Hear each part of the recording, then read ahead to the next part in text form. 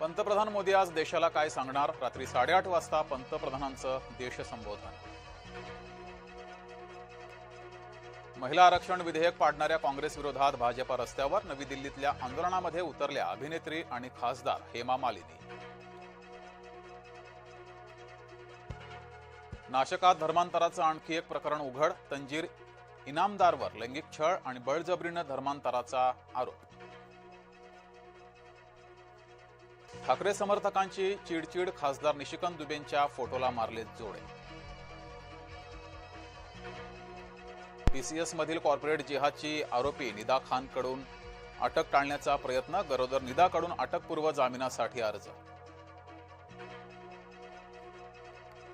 नाशिकच्या कॉर्पोरेट जिहाद प्रकरणाला नवं वळण. आरोपीवर आता अॅट्रॉसिटीचाही गुन्हा.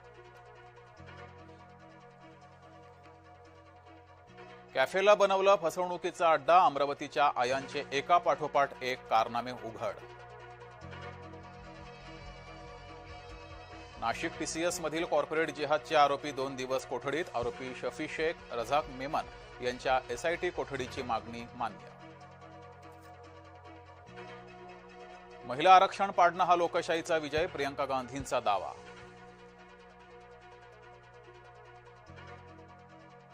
महिला आरक्षण विधेयक कोसळल्यानं शिवसेना संतप्त. काँग्रेसच्या विरोधात शिवसेनेची निदर्शनं.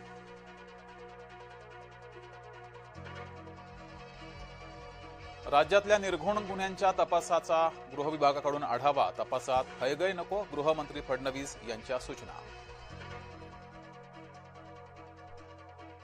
गोरेगाव ड्रग्ज पार्टीतला आरोपी सापडला. पोलादपूरला मुंबई पोलिसांनी आरोपी आयुषला ठोकल्या बेड्या. चौथ्या गुन्ह्यातही खरातला न्यायालयीन कोठडी. खरात प्रकरणात न्यायालयाचा आदेश.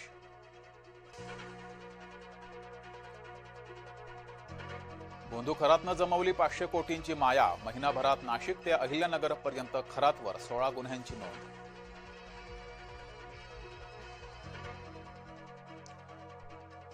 जेएनपीटीच्या कंटेनर यार्डात भीषण आग. अग्निशमन दलाकडून आग विझवण्याचे शर्थीचे प्रयत्न.